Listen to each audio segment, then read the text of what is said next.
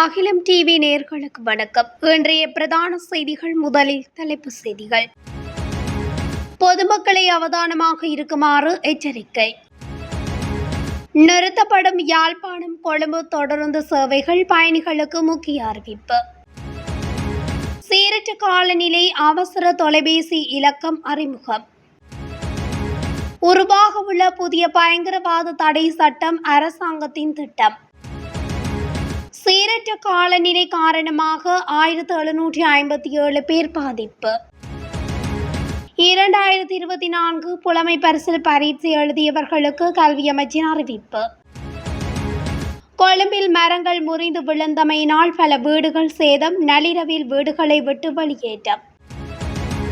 பேருந்தும் பாரவூர்தியும் மோதி விபத்து, 3 காயம்.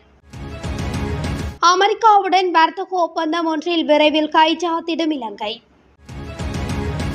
வெளிநாடு ஒன்றிலிருந்து நாடு கடத்தப்பட்ட அதிகளவான இலங்கையர்கள். தொடர்பான விரிவான செய்திகள். பலத்த மழைவீழ்ச்சி மற்றும் காற்று தொடர்பில் வளிமண்டலவியல் திணைக்களம் ஆம்பர் நிற எச்சரிக்கை அறிவிப்பு ஒன்றை வெளியிட்டுள்ளது. இந்த அறிவிப்பு நாளை முற்பகல் 8 மணி வரை செல்லுபடியாகும் வகையில் வெளியிடப்பட்டுள்ளது. குறித்த விடயத்தை வளிமண்டலவியல் திணைக்களம் இன்று வெளியிட்டுள்ள அறிக்கையில் தெரிவித்துள்ளது.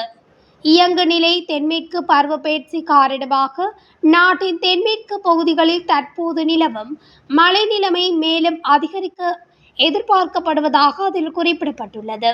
மேல் சப்ரகமுவ மற்றும் வடமேல் மாகாணங்களிலும் காலி, மாத்தறை, நுவரெலியா மற்றும் கண்டி மாவட்டங்களிலும் சில இடங்களில் 100 மில்லிமீட்டருக்கும் அதிகமான பலத்த மழைவீழ்ச்சி எதிர்பார்க்கப்படுவதாக திணைக்களம் குறிப்பிட்டுள்ளது. நாட்டின் ஏனைய பிரதேசங்களில் அவ்வப்போது மணித்தியாலத்துக்கு 30 தொடக்கம் 40 கிலோமீட்டர் வரையான வேகத்தில் ஓரளவு பலத்த காற்று வீசக்கூடும் என எதிர்பார்க்கப்படுவதாக தெரிவித்துள்ளது. இதன் காரணமாக பொதுமக்கள் மிகவும் அவதானத்துடன் செயற்படுமாறு அந்த திணைக்களம் எச்சரிக்கை விடுத்துள்ளது. வடக்கு தொடருந்து சேவைகள் மீண்டும் 1 மாத காலத்திற்கு நிறுத்தப்படும் என தொடருந்து திணைக்களம் தெரிவித்துள்ளது. பிரதான தொடருந்து மார்க்கத்தில் 5 பாலங்களில் புனரமைப்பு பணிகள் இடம்பெறவுள்ளதால் தொடருந்து சேவை இடைநிறுத்தப்பட்டுள்ளதாக தெரிவிக்கப்படுகின்றது. குறித்த விடயத்தை தொடருந்து திணைக்களத்தின் அதிகாரி ஒருவர் தெரிவித்துள்ளார். அவர் மேலும் கருத்து தெரிவிக்கையில், சுமார் 100 ஆண்டுகள் பழமை வாய்ந்த பாலங்கள் அகற்றப்பட்டு புதிய பாலங்கள் அமைக்கப்பட உள்ளன. 5 பாலங்கள் ஏற்கனவே நாட்டிற்கு கொண்டு வரப்பட்டுள்ளன. இந்திய கடன் உதவியுடன் 5 பாலங்கள் அமைக்கப்படவுள்ளதோடு சுமார் 15 மில்லியன் அமெரிக்க டாலர்கள் செலவாகும். பொசன் பௌர்ணமி தினத்துக்கு பின்னர் கட்டுமான பணிகள் ஆரம்பிக்க திட்டமிடப்பட்டுள்ளன. இந்திய கடன் திட்டத்தின் கீழ் 9127 மில்லியன் அமெரிக்க டாலர் செலவில் இந்த தொடர்ந்து மார்க்கம் புனரமைக்கப்பட்டு கடந்த ஆண்டு செப்டம்பர் மாதம் திறக்கப்பட்ட போதிலும் சமிக்ஞை கட்டமைப்பின் கட்டுமானம் தாமதமாகி வருகிறது. சமிக்ஞைகள் இல்லாததால் தற்போது அந்த பகுதியில் டோக்கன் முறையில் தொடருந்துகள் இயக்கப்பட்டு வருகிறது. அந்த வகையில் இது தொடர்பான புரிந்துணர்வு ஒப்பந்தம் இந்தியாவுடன் கையெழுத்திட திட்டமிடப்பட்டுள்ளது. அடுத்த மாதத்துக்குள் சமிக்ஞை கட்டமைப்பின் பணிகள் ஆரம்பிக்கப்பட்டால் அடுத்த ஆண்டு நடுப்பகுதியில் பணிகளை முடிக்க முடியும் என அவர் தெரிவித்துள்ளார். நாட்டில் நிலவும் சீரற்ற காலநிலை காரணமாக அரசு முகாமைத்துவ மத்திய நிலையம் 24 மணி நேர அவசர தொலைபேசி இலக்கம் ஒன்றை அறிமுகப்படுத்தியுள்ளது. அதன்படி ஏதேனும் அவசர நிலை ஏற்பட்டால் 117 என்ற இலக்கத்திற்கு தொடர்பு கொள்ளுமாறு பொதுமக்களை கேட்டுக்கொண்டுள்ளது. எந்தவொரு அவசர நிலைக்கும் பதிலளிக்க அனைத்து திணைக்களமும் தயாராக இருப்பதாகவும் அனைத்து முகாமைத்துவ மத்திய நிலையம் தெரிவித்துள்ளது. அத்துடன் எந்தவொரு பகுதியிலும் மின்தடை ஏற்பட்டால் 1987 என்ற இலக்கத்திற்கு அழைப்பை ஏற்படுத்தலாம் என மின்சார சபை பொதுமக்களிடம் கேட்டுக்கொண்டுள்ளது. உலகளாவிய ரீதியில் உருவாகும் பயங்கரவாத சவால்களை எதிர்கொள்வதற்கு புதிய பயங்கரவாத தடை சட்டம் அவசியம் என நீதி அமைச்சர் கர்ஷன நாணயக்கார தெரிவித்துள்ளார். தற்காலிக விதிமுறைகளை கொண்ட பயங்கரவாத தடை சட்டத்திற்கு பதிலாக புதிய சட்டம் ஒன்றை உருவாக்கும் நோக்கிலான யோசனை தொகுப்பு நேற்றைய தினம் அமைச்சரிடம் கையளிக்கப்பட்டது.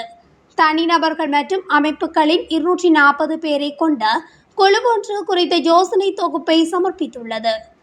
இதன்போது புதிய பயங்கரவாத சட்டம் ஒன்றை உருவாக்கும் நோக்கில் கடந்த அரசாங்கங்கள் ஆணைக்குழுக்களை நியமித்திருந்த போதிலும் சட்டம் உருவாக்கப்படவில்லை என்பதை அமைச்சர் சுட்டிக்காட்டியுள்ளார்.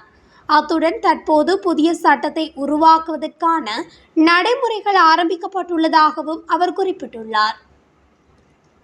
நாட்டில் நிலவும் சீரற்ற காலநிலை காரணமாக 485 குடும்பங்களைச் சேர்ந்த 1757 பேர் பாதிக்கப்பட்டுள்ளதாக அரசு முகாமைத்துவ மத்திய நிலையம் தெரிவித்துள்ளது. தென்மேற்கு பருவமழை தீவிரமடைந்ததை அடுத்து நேற்று மாலை முதல் நாட்டின் பல பகுதிகளில் பலத்த மழை மற்றும் பலத்த காற்று வீசியதாக தகவல்கள் தெரிவிக்கின்றன.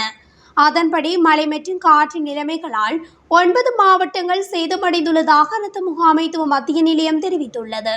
3 வீடுகள் முழுமையாகவும் 365 வீடுகள் பகுதியளவிலும் சேதமடைந்துள்ளன. இருப்பினும் கொழும்பு மற்றும் அதன் புறநகர் பகுதிகள் காற்றினால் கடுமையாக பாதிக்கப்பட்டுள்ளதுடன் வீதிகளில் வாகன போக்குவரத்தும் தடைப்பட்டுள்ளது. 6ஆம் தரத்திற்கு மாணவர்களை உள்வாங்குவது தொடர்பில் கல்வி அமைச்சு அறிவிப்பொன்றை வெளியிட்டுள்ளது. இதன்படி 2024ஆம் ஆண்டு தரம் 5 புலமை பரிசில் பரீட்சை பெறுபவர்களின் அடிப்படையில் 2025ஆம் ஆண்டு 6ஆம் தரத்திற்கு செல்லவுள்ள மாணவர்களுக்கு குறித்த அறிவிப்பு வெளியாகியுள்ளது.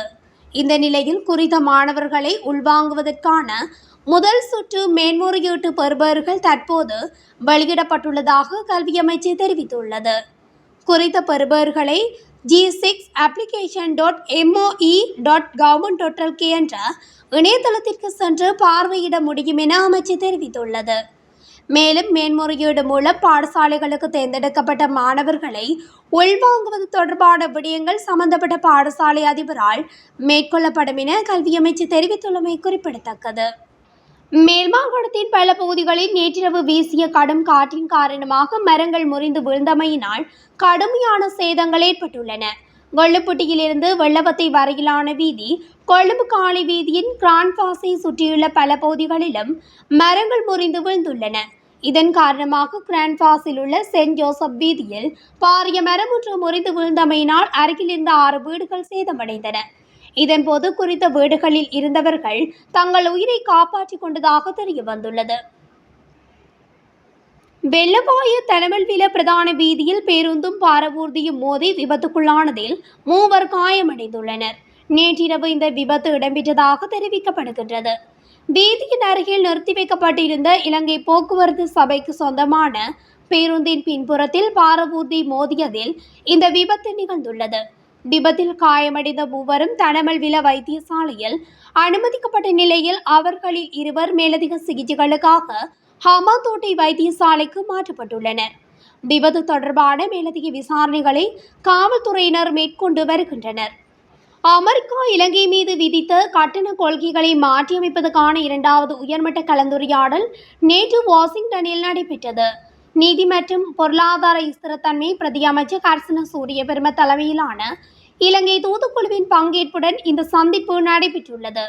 அமெரிக்க வர்த்தக பிரதிநிதி அலுவலகத்தின் அழைப்பின் பேரில் ஏற்பாடு செய்யப்பட்ட இந்த கலந்துரையாடலின் போது 2 நாடுகளுக்கும் இடையிலான இருதரப்பு வர்த்தக உறவுகளை வலுப்படுத்துவது குறித்து கவனம் செலுத்தப்பட்டுள்ளது. முன்னதாக 2025 ஏப்ரல் 25ஆம் தேதி அன்று வாஷிங்டனில் முதல் கலந்துரையாடல் மேற்கொள்ளப்பட்டது.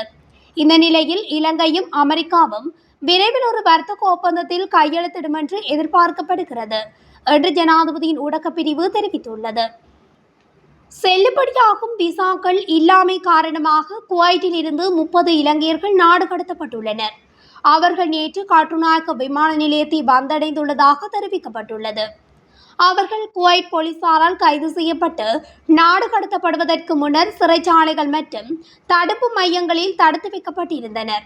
எனினும் இலங்கை தூதரகம் தலையிட்டு அவர்களின் விடுதலைக்கு ஏற்பாடுகளை செய்ததாக கூறப்படுகிறது. அத்துடன் இலங்கை வெளிநாட்டு வேலைவாய்ப்பு பணியகம் அவர்களுக்கு பயண செலவுகளையும் வழங்கியுள்ளது. இத்துடன் அகிலம் டிவியின் இன்றைய பிரதான செய்திகள் நிறைவடைகின்றன. தொடர்ச்சியாக செய்திகளை அறிந்து கொள்ள அகிலம் டிவி ஊடகத்துடன் இணைந்திருங்கள். நன்றி, வணக்கம்.